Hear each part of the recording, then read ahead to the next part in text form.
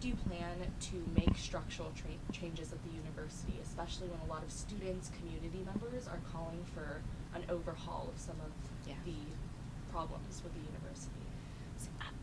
One of the things that attracted me to USC, is that I believe that higher education is the most powerful force for opportunity and change in America.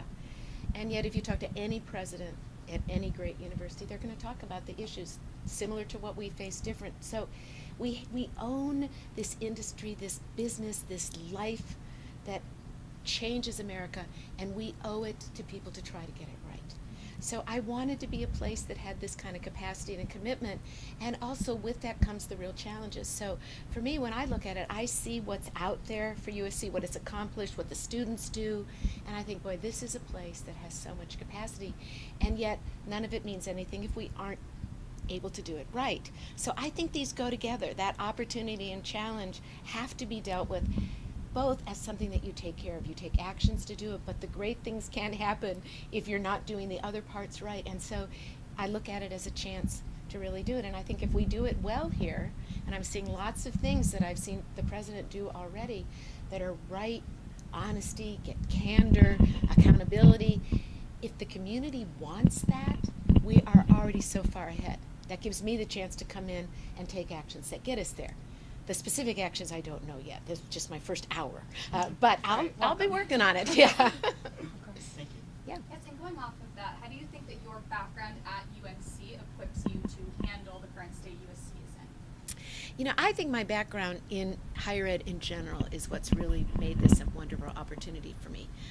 You may not know my history, but I actually went to community college at Santa Barbara. I went to 2 schools in California. All my life, my intellectual life was here. And I have always thought that then after going there, Michigan State, then I went to this great Ivy, then I went to the oldest public in America, I feel like I've had an amazing chance to be a part of every kind of higher education in America. And those pathways, each one of them, is really important. So when I look at the problems each have faced, or the problems that we're facing here, I look at them as another challenge. And I'm a scientist. You try to get the data, you try to understand, you go out and listen to people, and then what you do is you try to figure out how to solve problems. So I think it's that broad swath of what higher ed means for people, experience in problem solving, and then I think in the end we're going to turn to work together with the community. We've got shared governance, we've got faculty, students, and staff. I'm hearing from everybody that there is an appetite to get it right. You know, to come in the middle of a serious challenges like this when people are trying to be in denial is so much harder. Nobody is trying to do that. People are really want to be a part of solutions, so that's a great time to be here. Yeah, thanks. My question's a bit long, so let me Go for it. split it up. So one of your final acts at UNC was removing a Confederate statue from campus following your resignation. So first question that we have is whether you were forced out because of that decision or if you resigned on your own. And then the second question is, earlier this semester the university announced a task force on university nomenclature because we have similar issues with the Von Kleinsman Center, Traveler the Horse, Eva Von Kleinsman has another building as well. So I'm wondering if you have a plan to accelerate that task force on university nomenclature, or if you plan to address those issues in a way similar or different to at UNC. Mm-hmm. You know, I gave a speech last year on the 225th anniversary at UNC for, you know, the oldest public. But it was interesting. I made 5 predictions, and one of my predictions was that every university in America was going to be looking at nomenclature, and that it was our responsibility to understand that history has both shaped us and there are things that we need to understand about it. So I welcome that. I don't know how it's being handled. I mean, all of that is a yet ahead for me, but I think it's really important. And so I'm looking forward to that. And I think that's one place you really have a chance to engage people from lots of different viewpoints. It's very difficult when you try to do it too quickly because it takes thought and concentration. So I look at that as, yep, of course we do. And we're going to try to address that and bring the historians and the community into it. With respect to my own position, I absolutely made the decision to step down. So when I made my announcement, I actually announced that I was removing the base. I'm at complete peace with my decision. It's exactly what I think needed to be done, and I did it when I felt like I really could do it. I had all the data, and I knew what I could do. And I actually decided at that same moment, it was also I chose to step down because I thought I want to give them a chance to move to the next to move forward and do all the great things that university could do. And so that was, my decisions, they needed to be done together. Yeah, thank you. How would you describe your leadership style? From what we've seen, it seems very open and energetic, and how do you think that will factor into increasing transparency at USC? For me, students are at the start and the end of every part of my day and in my mind, so I start with that. And I've been a faculty member and a teacher and a scientist, so the things I love the most are working with students, working with faculty, creativity, discovery. So I think that's what I bring and what I look to every day. What are we doing in that area? I think if you've been in the classroom and you're working with people and you're used to the questions that are going to come from that, you almost can't be anything but transparent. I mean, how does it work in a classroom when a faculty member said, I can't answer that? I mean, it's very, very difficult. That doesn't mean there aren't things that we can't talk about. And so I try to spend a lot of time having people understand the differences of things that might be legally protected or could hurt, but also the things that really do require us being more open and transparent. So I think that's where I start. And I certainly know from everything I'm hearing here that, again, people have the appetite. So I think that means they have the ability to think about it in its nuanced form. And so I'm looking forward to that. Yeah.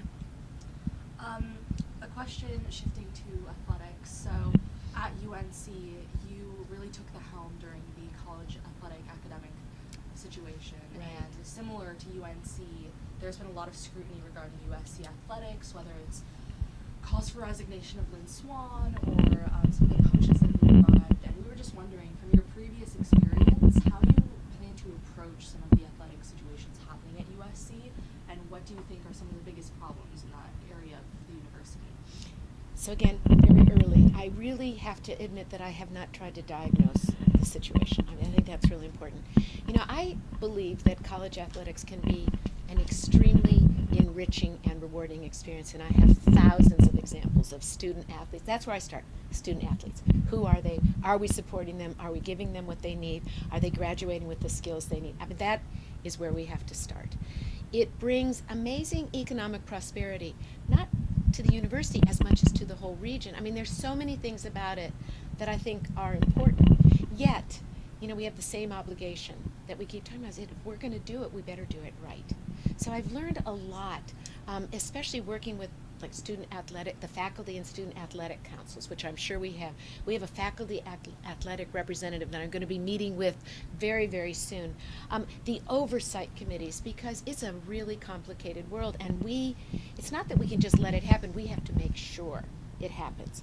So when I was at UNC, the thing that impressed me the most was that the faculty came together. They created 70 reforms, and you can go online and read them, and they were reforms from admissions to graduation that were really compelling. It was done in this shared way, and I think that was what's so wonderful. It wasn't about eliminating athletics. It was about doing it right so that people could get what they needed and deserved out of it. So I think that's where I'd start, is trying to work with what we know, but hold ourselves to a standard, because we have to be the ones that do that. Yeah.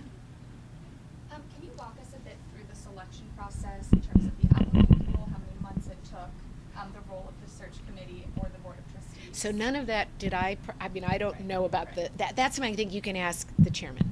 Yeah, Rick can tell you about that.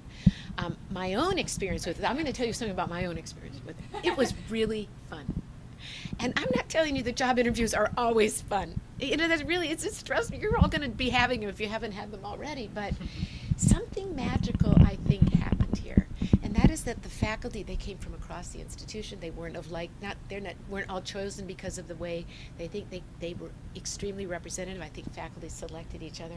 Then you had the board of trustees also from a broad reach. And they, from what they have said, they searched for common ground and had such a strong process that it's the search committee that's telling me all about openness, accessibility. These are the things that we need to do. So in some ways I laugh and say it's maybe not the person as much as the process, but the process has been so good at creating an atmosphere where a president can come in and really feel they're going to get the support they need to do those great advances, but also take care of the real challenges. So I think that's what seemed to have happened in that committee, and they've all agreed to consider to be an advisory board for me. You know, it takes a transition, takes time. You know, you can't just make pronouncements before you have knowledge. And so I feel like that's what I received, was an amazing process. They did their work. They're very respectful. They listened, and they taught me. So I learned a lot. It was wonderful. We're going to have to wrap it up. Do we have like one question? I have one. Okay. So I'll answer it faster. Yeah, I'll say it I have a faster. quick one. Back to the athletic admission scandal from UNC. One of the things that happened was 10 newspapers, including UNC's, called for increased transparency, releasing the names of the people implicated in that scandal.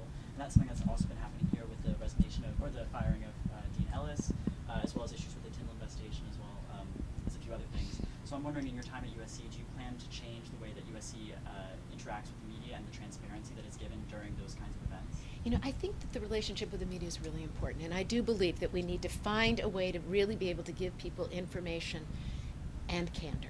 So I think that's important. I have a less knowledge of how things are done here. That is a public record state. So everything that we do is public there. So we protect, but even in a public record state, personnel matters are not made public.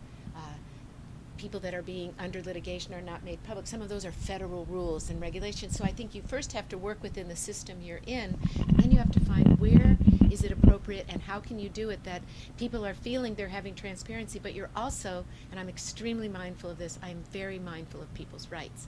So it's a balance. It'll be a little different in California than it was in North Carolina, but I will certainly be working on that. Thank you. Yeah. And very quickly, Mhm. my last Okay. and favorite question is that you are our first elected female president I at know. USC. So can you just explain to us a little bit about how that feels?